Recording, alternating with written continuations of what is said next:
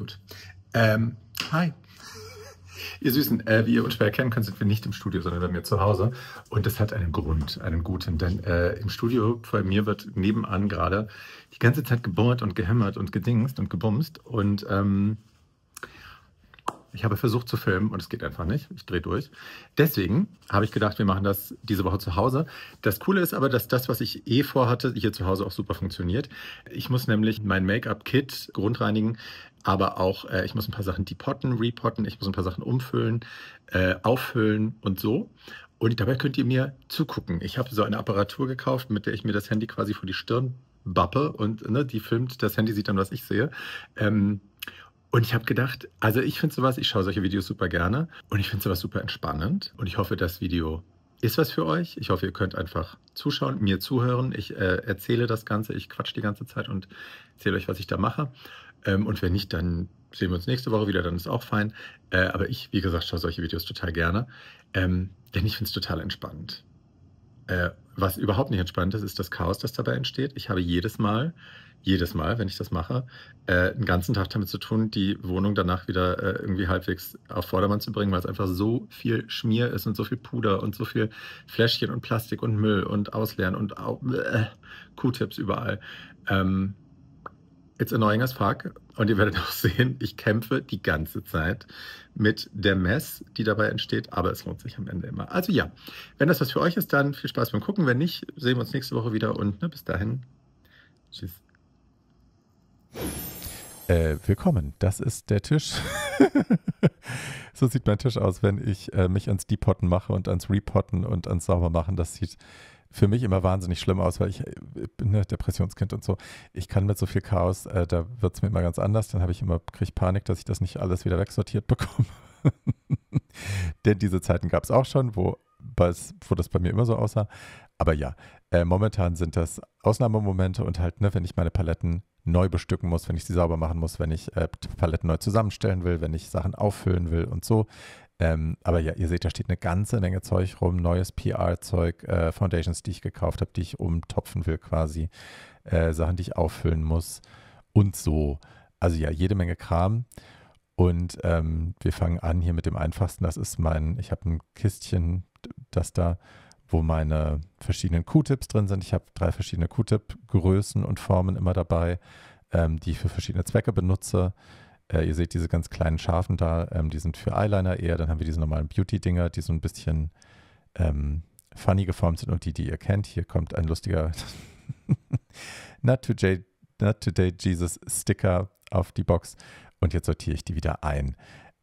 Ich habe da immer auch Mascara-Bürstchen drin, verschiedene Größen, verschiedene Formen, weil, ne, habe ich schon mal erklärt, wir natürlich nicht mehr mit der Mascara, mit der gleichen Mascara allen Models an die Augen gehen, sondern wir haben diese Disposable Mascara Ones, die ihr hier seht, die haben verschiedene Finishes, die machen verschiedene Wimpern und die packe ich mir da auch immer rein. Ich habe jetzt neue noch gekriegt, diese blauen Silikon-Dinger, die ihr gleich sehen werdet, die haben nochmal die machen ein anderes Finish. Nur leider passen die da nicht rein, wie ihr auch gleich sehen werdet. Das Ganze ist von MyKitco. Von denen habe ich auch schon viel erzählt, weil die ganz tolle Pinsel machen und ganz viele tolle Taschen. Meine Tasche, die wir hier auch neu bestücken, unter anderem, ja, da seht ihr das, ist auch von MyKitco. Aber ja, ich habe dann jetzt einfach Clips reingemacht, weil Clips kann man immer brauchen und die waren normalerweise in einem Extra-Sack und jetzt kann ich den Sack einfach zu Hause lassen und habe sie so einfach immer dabei. Ist auch gut. Klappe zu, Affe tot, vielen Dank, auf Wiedersehen. Und jetzt kommen wir, glaube ich, immer zwischendrin desinfizieren, super wichtig. Und jetzt kommen wir, glaube ich, zu meinen Paletten. Ich habe diese Paletten, die ihr gleich seht, die sind ja zum selber quasi bestücken, ne? Zum selber zusammenstellen. Das soll es uns Make-up-Artisten leichter machen, nicht immer alles mitschleppen zu müssen. Und deswegen haben wir irgendwann angefangen, eben alles aus den Originalformen rauszubrechen, auch Puder, die fein zu malen und dann neu zu pressen in diese Formen, die ihr hier seht, in diese kleinen Quadrate. Und so kannst du halt, ne, ich habe da, weiß ich nicht, 10, 12 verschiedene Bronzer, Contour-Shades, bla bla bla drin und muss halt nicht 12 einzelne Produkte mitschleppen. Das hier ist die Palette, die ich am meisten benutze. Um die kümmern wir uns heute auch, weil ihr seht, die ist ein bisschen mitgenommen. Da sind alle meine Cream Bronzer und Cream Contours drin und alle meine Cream Blushes, also zumindest die ich in diese Palette gemacht habe. Aber Mir ist aufgefallen, dass ich einen Teil also den unteren Teil, den ich jetzt da gerade rausnehme, den benutze ich so gut wie nie. Und dafür habe ich andere Sachen, die ich da gerne reinpacken wollen würde. Und bei den Cream Blushes ist es eigentlich genauso. Vor allem habe ich neue Cream Blushes, die ich reinmachen will. Und die passen nicht in die Palette. Und jetzt mache ich erstmal alles richtig sauber. Aber ja, die Überlegung war halt, ich brauche wahrscheinlich 2 neue Paletten. Ne? Und ich habe jetzt keine leere auf Tasche gehabt. So, ich hatte keine von den großen mehr. Die Paletten gibt es in verschiedenen Größen. Aber von denen hatte ich keine mehr. Das hier ist meine Garage, so nenne ich das. Davon habe ich mehrere. Das sind einfach leere, auch magnetische Paletten. Die AKC-Paletten sind magnetisch, die weißen, die ihr da rechts seht. Oder das hier, ne? Ihr seht, ich kann die da auch mit so einem magnetischen Spatula, kann ich alles rausholen. Und dann parke ich quasi die Shades, die ich rausnehme, parke ich in dieser Garage, in Anführungsstrichen. Und mache die da eben rein, falls ich die, ne, bevor sie expired sind, falls ich die nochmal in was anderes reinpacken will oder so. Weil jetzt einfach so wegschmeißen wäre natürlich auch schade ums Produkt.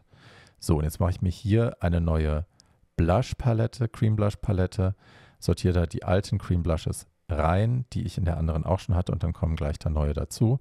Hier muss ich was auffüllen. Das ist eine meiner Taschen, wo all die Sachen, all die Produkte drin sind, mit denen ich meine Paletten befülle. Also ne, die sind ja nicht mit einem Mal benutzen, mit einem Mal umfüllen, ist ja nicht das ganze Produkt leer. Wie ihr sehen könnt, da ist noch viel mehr dran. Und dann, ne, wenn das aufbenutzt ist, hier wie das da, dann fülle ich mir das schön auf, mache das wieder schön glatt und tue es dann zurück in die Palette. Und das ist natürlich, ja, dann sieht das auch wieder ordentlich aus und es ist sehr, sehr befriedigend, finde ich, wenn so diese Sachen dann wieder so ordentlich aussehen und so schön. Hier fülle ich meinen Contour, einen der Contour-Shades auf. Das hier ist Susan Jackson heißt die, glaube ich. Ich liebe den Contour-Shade. Aber ich habe halt so viele neue auch in der Mitchell-Palette, die ich gerne immer im Kit haben will, damit ich meine Palette zu Hause lassen kann. Also meine Mitchell-Palette, weil ich die ja täglich benutze. Aber die Shades eben auch beim Job dabei haben kann. Und ich muss keine zweite Palette kaufen, weil einfach so viel Zeug da drin ist. Hier seht ihr diese Standardformen, die großen Formen von AKC. AKC ist eine Firma aus New York. Van heißt der Typ, der das macht, ist ein Make-up-Artist selber auch. Und AKC steht für Artist Kit Company. Der hat sich überlegt, er möchte die Kits von Make-up-Artisten leichter machen. Und er möchte es uns leichter machen, alles dabei zu haben. Hier ist jetzt die Mitchell-Palette, die ich umfülle, die kennt ihr schon. Der will es uns leichter machen, alles mitzunehmen, was wir brauchen, ohne dass wir zwingend uns immer einen Bruch heben müssen, weil alles wahnsinnig schwer ist. Weil es ist natürlich wesentlich leichter, diese Paletten, wenn man die befüllt hat, mitzunehmen. Und da sind dann 10 oder 12 verschiedene Produkte drin, anstatt die 12 Produkte mitzunehmen. Also ist ja klar, macht gewichtstechnisch einen riesen Unterschied.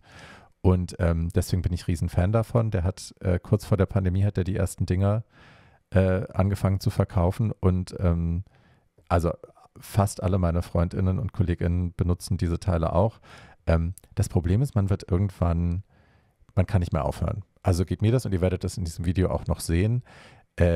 Ich habe teilweise dann Sachen kaputt gemacht. Ich habe Lidschatten zerbrochen, die totally fine waren. Die Einzellidschatten, die ich auch einfach hätte einpacken können. Habe die kaputt gemacht und gemahlen und dann neu gepresst in diese Form, einfach weil ich das wollte, weil ich alles dann gedingst haben wollte. Ja, und das ist so ein bisschen das Problem bei Kit Condensing. Man wird abhängig. Und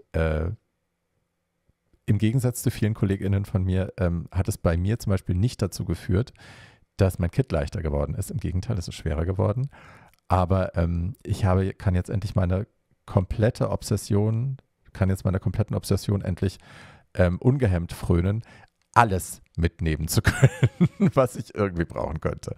Also natürlich nehme ich nicht immer alles mit, aber ich habe jetzt wesentlich mehr Produkte immer dabei als vorher und wirklich leichter ist mein Kit dadurch nicht geworden, muss ich sagen, wie es ist. So, leider. Hier seht ihr mich meinen Lieblings-Cream-Bronzer von Tom Ford in 3 verschiedenen Shades aus den alten Formen rausholen, weil die noch kleiner waren und in größere umtopfen quasi, weil das ist mein Lieblingsbronzer, den benutze ich die ganze Zeit für alle Leute, für die Shades irgendwie passen oder das Finish passt und da kann man ruhig mal eine größere Form nehmen, ne? Das wird dann hoffentlich auch wieder eine Weile reichen. So, jetzt kommen die hier zur Seite. Schön sauber machen immer. Aber das ist halt auch so ein Ding, ne? Das seht ihr ja auch. Es ist einfach super messy. Diese ganze Creme-Geschichte ist super messy. Ich mache wirklich alle 2, 3 Minuten mache ich mir die Finger komplett wieder sauber mit einem neuen Feuchttuch. Neben mir entstehen Berge von Feuchttüchern. Hier kann ich jetzt wieder Sachen aus der Garage rausholen, seht ihr? Und in meine Palette reintun. Ja, wunderschön. Und trotzdem ist die ganze Zeit hast du irgendwo Schmier und es wird nie hundertprozentig sauber. Hier Palette desinfizieren, bevor man die pottet, auch immer wichtig, wenn man die selber schon mal benutzt hat mit dem eigenen Pinsel. So, jetzt machen wir uns hier an die Blushes. Auch das ist schön. Ihr könnt sehen, dass ihr habt ja vorhin gesehen, als ich diesen Stick abgemacht habe, ne? Diesen Blush-Stick, als ich davon was runtergenommen habe, was das für eine andere Konsistenz ist. Diese Mitchell-Sachen sind schon echt super, super, super creamy. Das ist wild. Also es ist auf der Haut ja total schön, ne? Aber im Vergleich zu all meinen anderen Cream Blushes, die sind echt stabiler, härter und das hier ist wirklich creamy, creamy heaven. Doof zum Umtopfen, aber sehr schön auf der Haut. Sauber machen, nicht vergessen, vielen Dank. So.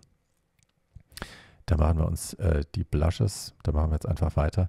Ich finde, das hat was wahnsinnig Entspannendes. Also ich kann das ewig machen, ohne dass es mich wahnsinnig irritiert. Das habe ich ja in dem Foundation Depotting Video auch schon erzählt. Ja, mir tut irgendwann der Rücken weh, einfach wenn man so doof sitzt. Aber I just love doing this. Und ich liebe es auch, mir das anzuschauen. Also ich gucke ganz oft einfach bei anderen Leuten zu, die super schöne Videos machen, wie sie irgendwelche Sachen depotten. Bei mir sieht es natürlich alles super rough aus im Vergleich. Also wenn man so Depot Chopra oder so schaut, ne, die macht das ja hauptberuflich, die ist ja Depotterin quasi und depottet für ganz viele Celebrity Makeup Artists, auch die Kids, für sehr viel Geld. Und ne, die hat ihre eigenen Logos, ihre eigenen Flaschen, ihre eigenen Print, Stempel, bla, Drucker. Und das, also ist natürlich super hübsch. Aber auf diesem Niveau operieren wir hier nicht. Ich habe ein lustiges Umschnallkammer, also eine Umschnallhalterung für mein Handy um den Kopf geschnallt und filme hier mich selbst, wie ich Paletten bestücke.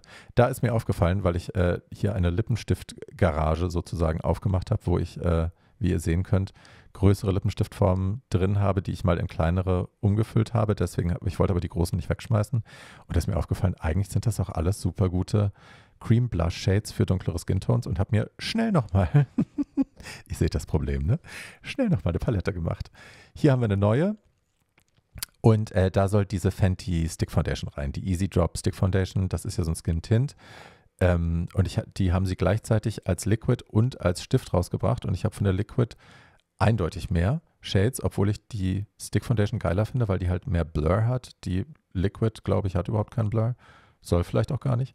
Aber ja, die Sticks finde ich super, aber ich benutze die nie, weil die immer zu sind und ich kenne die Shades noch nicht so gut und ne, ich habe jetzt den Nerv nicht oder die Zeit auch oft nicht, mich erstmal vor jedes Model zu stellen und dann die 5 Sticks, die ich da habe, aufzumachen und mir die Shades anzugucken und zu überlegen, ach ja, was könnte denn jetzt passen? Und dafür benutze ich sie einfach nicht häufig genug, dass ich die Shades aus dem Kopf schon kenne. Das mache ich mit anderen Foundations. Ne? Das dauert auch eine Weile, bis du die Shades alle kennst. Aber ja, für so eine Sache, die man sich nur mal so eben ins Kit packt, da lernt man die Shades nicht extra. Und deswegen habe ich gedacht, in der Palette ist das viel cooler, weil die kann ich einfach neben das Gesicht halten, sehe genau, ob die Shades dabei sind, die ich brauche oder nicht. Und dann kann ich sie benutzen oder halt nicht. Viel schneller, viel einfacher als 5 Sticks. Und natürlich auch leichter, ist klar. Nimmt weniger Platz weg. Die Sticks sind jetzt ja auch nicht schwer. Hier habe ich noch einen Bronzer-Shade gefunden von Milk, einen relativ netten, der passt da gut rein, der tut nicht weh, der macht keinem was. Ich darf nur nicht vergessen, dass das eine andere Formulierung ist und kein Blur Foundation Stick. Aber ja, ist ja wurscht. Und dann klopft man die immer mal so runter, dann sind die alle wieder schön geordnet in Reihe und Glied und legt sie zur Seite. Jetzt kommt hier mein viel benutzter wie heißt das? Label Printer? Vergessen, wie die Scheiße heißt. Aber ja, der kommt zum Einsatz und dann drucke ich hier schön ein kleines Label aus. Das macht mich auch immer sehr glücklich. Und ja, ich weiß, der sah auch schon mal oder hat auch schon bessere Tage gesehen, das Ding, aber man gibt irgendwann auf, das alles immer also komplett abzuwischen und super lupenrein weiß zu haben, weil es ist sowieso in 3 Minuten ist wieder irgendwie was Braunes drauf. Insofern, es wird alles immer desinfiziert und also normal abgewischt, aber so Deep Clean mache ich mit diesen Sachen nicht mehr, da drehst du durch, kannst vergessen. Das macht mich schon sehr glücklich. Schaut mal, diese neuen schönen Paletten. Das hier, ne, das ist da sind jetzt nur die Mitchell Shades drin und Tom Ford, nur Sculpting, Contour und Bronzing. So, jetzt müssen wir hier, also ich muss ein paar Sachen umfüllen. Einmal will ich die 11, das Rose Gold, den Liquid Bronzer, der ist fast alle, da will ich hier nachfüllen und habe mir dafür die Flasche dahingestellt. Ich will aber auch noch was drin lassen, damit ich die zu Hause weiter benutzen kann. Deswegen mache ich das jetzt nicht ganz voll, so, weil die kommt jetzt gleich wieder in mein privates Kit, ins Bad. Die machen wir zu. Die kommt hier in das Täschchen, wo die anderen Primer drin sind und Radiance, Highlighter, bla. Dann machen wir uns hier 2 neue My Kitco Foundation Flaschen auf, weil wir 2 Ordinary Foundations noch umfüllen müssen. Eine hatte ich irgendwie vergessen umzufüllen, als ich die anderen umgefüllt habe. Gott weiß warum. Also die war beschriftet und alles. Im Ding war ein freier Platz dafür, aber ich hatte die Flasche einfach nicht umgefüllt. Die stellen wir zur Seite und die andere hat mir tatsächlich jemand geklaut. Die hatte ich beim Job und habe die benutzt und als ich zusammenpacken wollte, war die weg. Nur dieser eine Shade, Gott weiß warum. Und deswegen muss ich die nochmal nachbefüllen. So, das machen wir jetzt 2 Mal. Ich hoffe, ich habe nicht beide Male komplett gefilmt. Wahrscheinlich doch, ich kenne mich doch. So, guckt, da ist der eine, das geklaut worden war. Ach ja, hier. Und da ist der zweite. Ha, hab nicht komplett gefilmt. Das ist doch schön. Nur das Ausdrucken und drauf printen. Und das ist ja in Ordnung. Ihr seht, vor mir stehen schon die nächsten Mäuse, die umgefüllt werden wollen und müssen. Aber so bin ich dann auch nicht. Ich kram dann alles raus zum Umfüllen und müsste eventuell gar nicht. Hier ist eine Kiste, wo all meine leeren Sachen drin sind. Die leeren Flaschen, die ich benutze zum Depotten. Verschiedene Größen, verschiedene Stabilitäten, Formen. Ich habe Tuben, ich habe Pumpsprüher, ich habe kleine, wie so Elixierflaschen. Ich habe auch so eine Schäumer, also es gibt ja so Dinger, wo man so draufdrückt und dann kommt Schaum raus, gibt es für Reinigung, für Bronzing, ihr kennt das, gibt es aber halt auch für Haarprodukte, für Afrohaare zum Beispiel und weil ich da auch nicht immer die ganze halbe Liter Flasche mitnehmen will, hier wird desinfiziert, fülle ich die auch in so kleine Schäumerflaschen, die sind super. Das hier sind jetzt aber so ganz normale so Dropper und das hier kommt in eine Sprühflasche, das ist so ein Rosenessenz-Spray fürs Gesicht. Das kommt in mein Skincare-Kit. Da will ich auch die große Pulle nicht mitschleppen. Mag das aber ganz gern. Das beruhigt ganz schön und riecht schön und ist einfach ein schöner Step. Ich mag einfach Essenzen sehr gerne. Checken, ob es funktioniert. Ja, sprüht.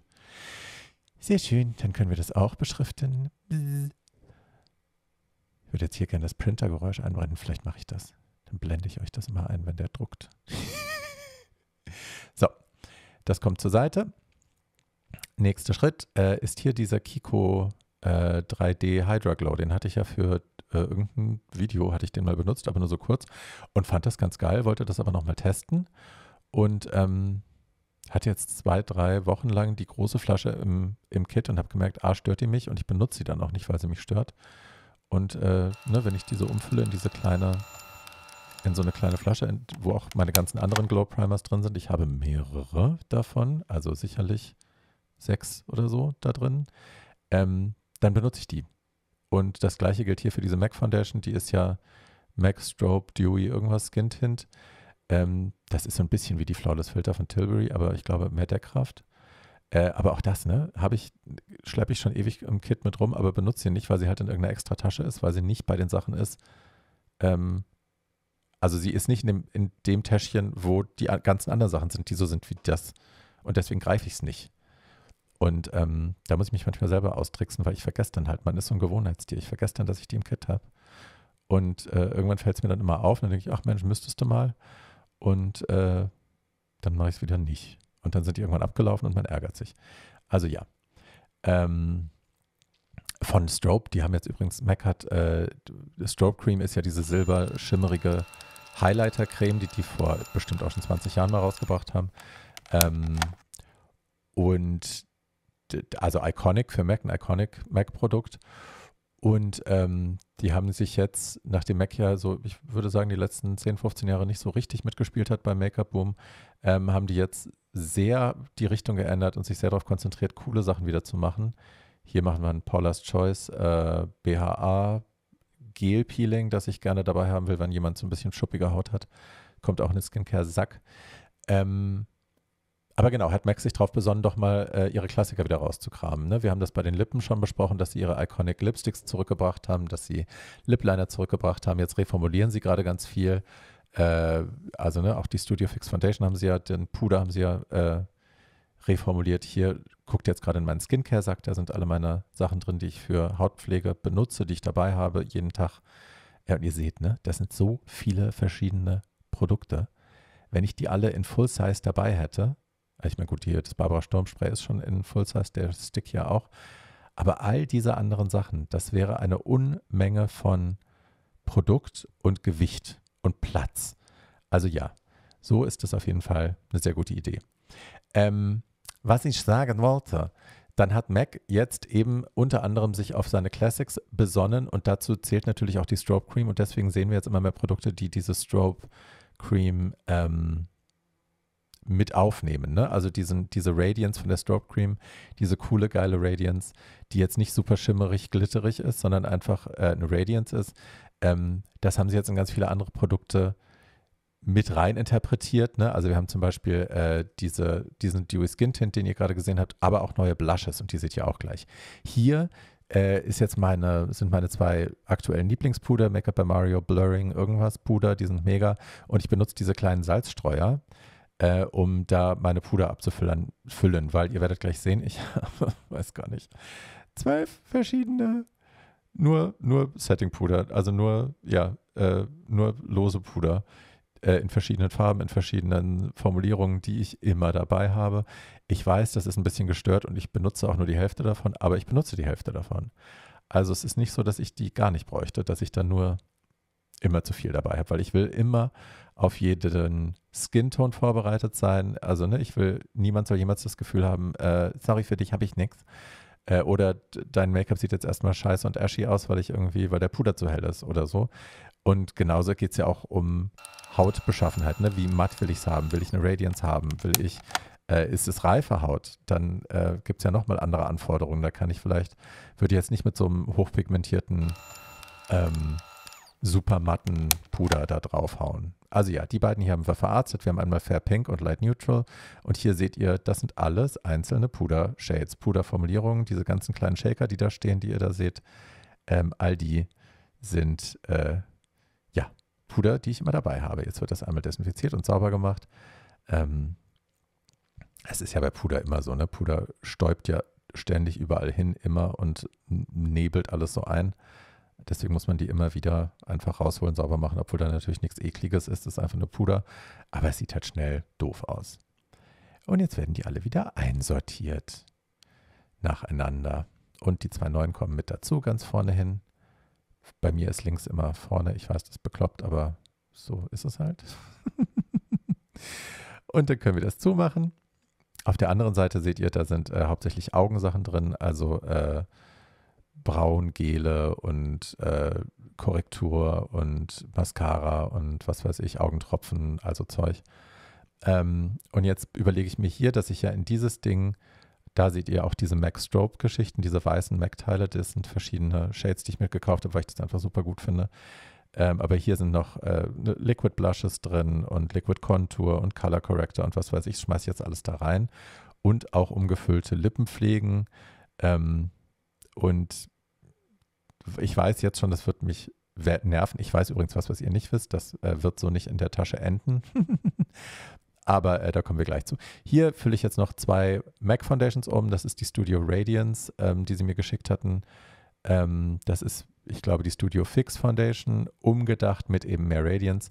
Das ist eine sehr schöne Foundation. Das sind nicht meine Shades. Die haben mir zweimal NC irgendwas oder dreimal sogar NC irgendwas geschickt. Aber ich habe sie trotzdem umgefüllt und ins Kit gepackt, weil, ne, eine Glowy Foundation mit ein bisschen Coverage kann man mal dabei haben. Ich will die gerne ausprobieren. So, hier ist jetzt mein Kit. Das ist die Tasche, die ist auch von MyKitco. Wie ihr sehen könnt, ist die in der Mitte zweigeteilt. Die kommt frisch aus der Waschmaschine. Und da auf der Unterseite ist Klettverschluss. In die Mitte kommt das Täschchen mit meinen ganzen Stiften. Da sind all meine Lip-Liner drin, Eyeliner, Kajalstifte, Augenbrauenstifte, everything. Hier kommt diese Doppeltasche mit den Pudern und den Augen rein. Und jetzt ist guter Rat teuer, weil ich war so in meinem Einpackfieber, dass mir nicht aufgefallen ist, dass ich eine Tasche zu viel gepackt habe.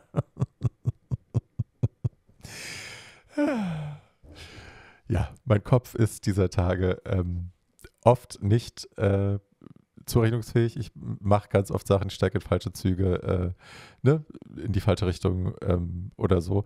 Vergesse Sachen total. Ich habe Gott sei Dank, habe ich hier aus einer anderen MyKitco-Tasche diese entnehmbaren Compartment-Täschchen da, die ich jetzt auch erstmal sauber mache und desinfiziere. Und da habe ich mir gedacht, kann man vielleicht all diese länglichen Dinger reinmachen, ne? Also diese Cream Blush Ones und ich habe da unten drin sind auch noch so Concealer, so lange, schmale. Und ich habe gedacht, das kann man jetzt mal alles mal umpacken. Nochmal neu, weil wir haben ja noch Platz, wie ihr seht, in der Tasche. Ne? Hinter dieser Trennwand, in die übrigens gleich meine Pinsel reinkommen, die ich so hin und her klappen konnte gerade. Dahinter sind ja nochmal 2 große Fächer mit Reißverschlüssen, wo man super Zeug reinmachen kann. Also ja, ich sortiere hier jetzt erstmal, wie ihr seht, die ganzen Cream Blushes, Cream Highlighter, alles, was schön bunt ist, kommt da rein. Alles, was schön schimmert. Hier werde ich jetzt ein bisschen, also das ist immer so, ne? Man fängt an zu sortieren und dann sortierst du die nächste Tasche und dann fällt dir an, ach, vielleicht hätte ich besser das machen sollen, dann gehe ich nochmal zurück. Aber das ist ganz normal. Also nicht frustrating. Ich freue mich immer, wenn alles reinpasst, so wie hier. Yippie. Jetzt mache ich die nächste, wie gesagt, mit diesen Concealern. Das wird jetzt eher so Complexion Products im Gegensatz zu Deko Schimmer und Deko bunt. Ne, jetzt ist mir aufgefallen, ich habe auch noch eine Tasche mit Concealern, die zu lang sind für meine normale Concealer-Tasche, nämlich diese, wo die schon so quer drin liegen müssen. Jetzt ist also ich bin nicht zufrieden. Ne? Früher war das alles voll mit den gleichen Concealern, diese ganze lange Tasche war voll mit den gleichen Concealern in der gleichen Größe. Die komplette Shade Range von Concealer Define von Makeup Revolution, super Concealer für kein Geld. Aber mache ich nicht mehr. Und ich habe jetzt so viele andere Concealer, die ich auch mitnehmen will. Und die passen aber halt nicht rein. Deswegen muss ich für die ein anderes Zuhause finden. Und das ist jetzt vielleicht die richtige Wahl, ne? Diese längliche Tasche dazu haben, wo jetzt die länglicheren Concealer reinpassen. Und dann passt nämlich auch hier meine kleine Tasche mit all meinen Radiance-Primern und den anderen Primern gut rein. Und ein paar Mints und Haarklipse und Hand Sanitizer und Make-up-Entferner. Obendrauf kommt noch ein bisschen Blotting Paper und hinten rein kommt eine Nagelfeile, die man auch zwischendrin immer mal braucht, ne, wenn sich jemand einen Nagel abgebrochen hat oder so. So, jetzt drehen wir sie einmal um und fangen an, die Pinsel da rein zu tun. Die sind auch alle frisch gewaschen natürlich. Und jetzt kann ich da meine ganzen Brushes rein fuddeln. Da ist mein Lieblingspinsel, die Heavenly Luxe Brush von It Cosmetics. Und ne, ihr seht da auch, ich habe in der Pinselfolge, in der Tool-Folge auch schon drüber gesprochen, ganz viel hiervon ist Billo-Zeug. Ganz viel, also die letzten 3 Pinsel, glaube ich, die ich da reingetan habe, waren alle irgendwelche alten Beauty Bay Brushes. Es muss wirklich nicht immer teuer sein und lasst euch nicht immer einreden. Also ich bin ja auch Opfer von sowas. Lasst euch bitte nicht einreden, dass nur die hochpreisigen Sachen hohe Qualität haben können. Ne, weil stimmt leider nicht immer. Erinnert euch damals an den Kylie Cosmetics Skandal, als ihr erstes Pinselkit, ich weiß nicht, ob ihr euch erinnern könnt, das kam in so einer super Billo Silber Kunstleder Wrap Geschichte, also so zum Hin und Her, zum Umwickeln, und die Pinsel waren echt auch einfach Billo-Schrott, aber sie hat dafür, ich weiß nicht, sportliche 250 € haben wollen oder so. It was insane. Also ja, so ist es auch hier. Ne? Ihr habt hier eine sehr gesunde, gute Mischung von qualitativ sehr hochwertigen Pinseln, also auch teuren Pinseln und Pinseln, die super billig waren, aber einfach auch seit Jahren schon ihren Job machen und genau das machen, was sie machen sollen. Und das eine schließt das andere nicht aus. Ne? Pinsel können sehr günstig sein und trotzdem hohe Qualität. Und genauso ist es andersrum. Nur weil sie teuer sind, heißt das nicht, dass sie gut sind oder dass alle fair bezahlt worden sind im Prozess, die daran mitgearbeitet haben. Das hier ist ein Spatula, sowas braucht man, wenn man, wie ich, alles in Paletten hat, dann kann man immer schön was rauskratzen mit diesem Spatula, den danach wieder desinfizieren und wieder da reintun, ohne da jemals mit den Fingern rein zu müssen. Ne? Auch das ist natürlich wichtig. Also ihr habt mich hier heute natürlich vieles mit Fingern anfassen sehen, aber wie ihr natürlich wisst, ist das alles desinfiziert und so. So, jetzt machen wir die erste Lage. Können wir umklappen. Jetzt haben wir hier so ein paar Sheetmasks und so. Wir wissen ja, glaube ich, alle, ne? Sheetmasks haben keinen wahnsinnig hohen, großen Skincare-Wert, aber es ist ganz oft schön, einfach um die Haut vor dem Drehen plump zu machen oder vorm Fotografieren. Da nochmal so eine Ladung Hyaluron reinzuballern und es kommt natürlich noch dazu, dass es einfach auch ein schönes Feeling ist für die Leute, die man im Stuhl hat. So, hier habe ich jetzt meine neuen Paletten und die alten Paletten, alles AKC, wie ihr sehen könnt. Die mache ich da unten rein. Dann kommen lidschattentechnisch, ich habe natürlich auch ein paar selbstgepresste da bei den AKCs, aber der Rest bei mir ist immer Make-up by Mario. Ich liebe die halt, wisst ihr auch schon aus meinen Videos. Dann habe ich hier noch diese Anastasia Brow Palette, die leider discontinued ist. Das ist wirklich geil, weil da sind die ganzen Brow Powders von Anastasia Beverly Hills in 2 Shades immer, in hell und in dunkel drin. Und die ist echt immer Gold wert. Also ohne die wäre ich aufgeschmissen. Hier seht ihr jetzt meine neuen fancy Packs, die ich da jetzt einfach so reinwurschteln kann. Gott sei Dank passt das auch alles. Das macht mich sehr froh. Und jetzt, das ist hier live dabei sein, wie ihr mein Problem. Hier könnt ihr mein Problem sehen. Ihr seht, diese Make-up-Remover-Flasche ist nicht wesentlich größer als die Flasche, in die ich ihn jetzt umfülle. Also ja, sie ist vielleicht doppelt so groß, aber honestly, it's not even worth it. Aber in meinem Kopf, ich musste das machen und es hat mich wahnsinnig froh gemacht, noch was umfüllen zu können. Ich muss mich echt zusammenreißen. Also manchmal sitze ich da und ich habe dann wirklich bei der Fenty Easy Drop, bei der Liquid Foundation, ne, die Flaschen sind vielleicht, da sind vielleicht 10 Milliliter mehr drin als in den Flaschen, in die ich sie umgefüllt hätte. Und trotzdem musste ich mich hart zusammenreißen, da nicht noch ein Ding mit voll zu machen. Und hier jetzt auch, ne? Mizone, meine Peeling Pads, die ich in meinem Skincare-Sack habe. Ja, der Topf ist größer. Aber trotzdem, hätte ich die jetzt wirklich da rausholen müssen, um sie in die andere Verpackung reinzutun? Maybe not. Aber es passt und insofern habe ich wieder das Gefühl, ich habe irgendwas richtig gemacht. Die Zange passt leider nicht da rein. Die lassen wir im alten Topf. Aber ja, luftdicht verschließen, beschriften und ab ins Kit. Ich bin ja so toll und so organisiert. Ich glaube, das ist das Ding dahinter, ne? Dass man sich selber einen vormachen kann und sich einreden kann, dass man irgendwie das Leben mehr unter Kontrolle hat, als man das vielleicht hat, wenn man irgendwie das Kit schön kondensiert hat und alles super ordentlich ist und original zusammengedampft. Anyway, auch dieses Reißverschluss zumachen macht mich immer sehr glücklich, weil dann habe ich das Gefühl, guck mal, fertig, habe ich gemacht. Ach, wie schön. So. Reißverschluss zu. Wir haben aber noch 2 Taschen, die wir befüllen können. Die 2 Außentaschen, nämlich diese und die andere. Und hier kommen jetzt, ich habe 3 von diesen kleinen Taschen, die sind aus Metall lustigerweise so gewebt. In der einen, in der rechten sind Haarklemmen und Haarnadeln drin, alles was ich brauche zum Stecken. Und in der anderen sind so Strasssteine und so Zeug. Hier sind Haargummis drin in allen möglichen Farben, Größen und Beschaffenheiten und die kommen da rein, dann habe ich alles dabei. Und auf die andere Seite kommt der Kasten mit den Q-Tips und den Clips und so. Feuchtis und noch Mascara-Bürstchen und gut ist. Machen wir auch zu. So, und jetzt haben wir die Make-up-Tasche geschafft. Jetzt muss noch hier der Skincare-Sack befüllt werden. Da habe ich auch noch so 2 Body-Shimmers umgefüllt. Die kommen natürlich auch noch da rein, weil warum sollte ich die zu Hause lassen? Aber ne, wenn ihr den Tisch jetzt anschaut im Vergleich zu vorher, was das für ein Chaos war und wie riesig das war im Vergleich zu dem jetzt. Also ja, ihr Süßen. Ihr kennt das Prozedere, ne? Wenn euch das gefallen hat, bitte abonnieren, liken, teilen. Wenn es euch nicht gefallen hat, tut es mir leid, aber dann, sind wir diese Woche nicht zusammengekommen. Aber so oder so habe ich euch lieb und wünsche euch eine schöne Woche. Bis dahin. Tschüss.